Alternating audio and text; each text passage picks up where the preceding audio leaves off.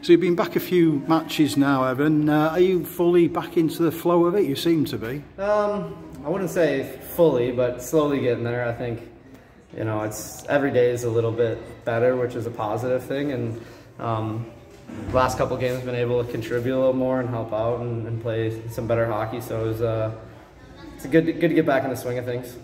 This game at Sheffield against Nottingham, I thought for the first half of it, the team wasn't quite as compelling as they have been. Yeah, I think the break, you know, kind of threw a little monkey wrench in our system a little bit, and I thought we came out a little flat.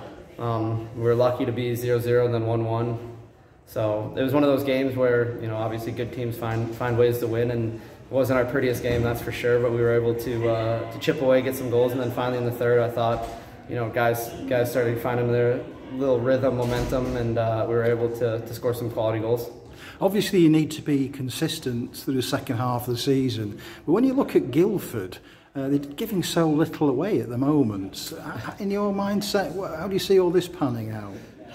Yeah, it's one of those things where, you know, obviously we need them to drop some games, and they're so consistent right now, and they're obviously on a roll. And, you know, looking at this schedule, I think we play them quite a bit at the end of the season, where, like you said, it's a tale of two halves this season pretty much. You get to December, and then December on is the big push. So obviously we got to just keep doing what we're doing, and you know, we can't really control too much except the games that we're playing, and we got to get wins, and we got to chip away like we're doing, so we can't really focus too much on what they're doing.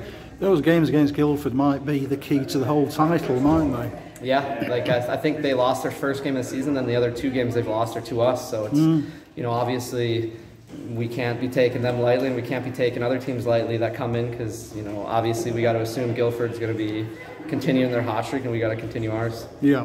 So Adam Rasker has had to say farewell. Have you ever been in a position where that's happened? It can't be very pleasant. I have, and it's not, like you said, it's not the most pleasant situation, but obviously, you know, Rasker's got to do what's best for Raska, and, you know, the guys don't fault him at all. He, you know, he's obviously going to a really good league in Czech, and he's going to a team that, you know, he grew up playing for and obviously watching, so it's, you know, you can't really fault him. It's one of those situations where it kind of sucks to see a guy go, because he's such a good guy, and you want him to stay.